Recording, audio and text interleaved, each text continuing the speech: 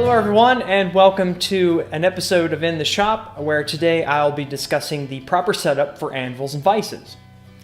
Proper setup of anvils and vices are important to get the maximum efficient use out of them. If these tools are set up too high or too low, you can use them but not really efficiently or with maximum effectiveness. This requires you to set them up based on your body height. If we were all the same height, then we could just standardize the measurements, and that would be very easy. Fortunately, there is a standardized method to find the correct height of the anvil and the vise based on your body height. So let's begin with the anvils.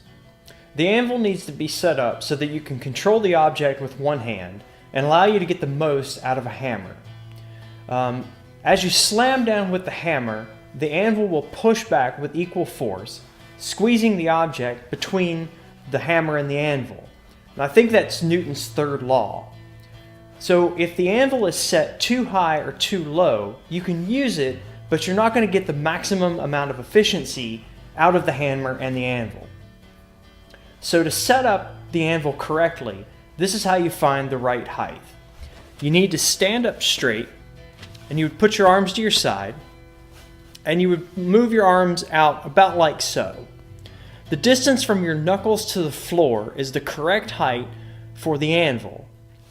Now, if you set up the anvil using that measurement, then you're going to be able to get the maximum amount of efficiency out of a hammer and anvil. Now I'm going to talk about vices. Vices are probably one of the most common items in the shop. The correct setup for a vise allows you to use this tool with the most efficiency. Many times the primary use for a vise is to gain mechanical advantage over an object, something like a stuck bolt. But it can also be used for a variety of other things, like filing and chipping, for example.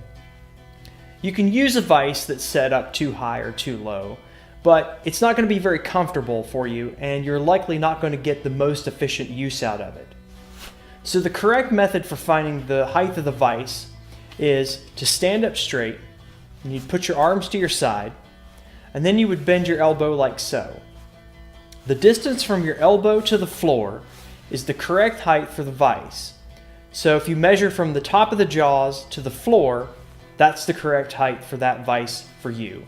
And if you set up the vise that way, then you're going to be able to use the tool with most efficiency.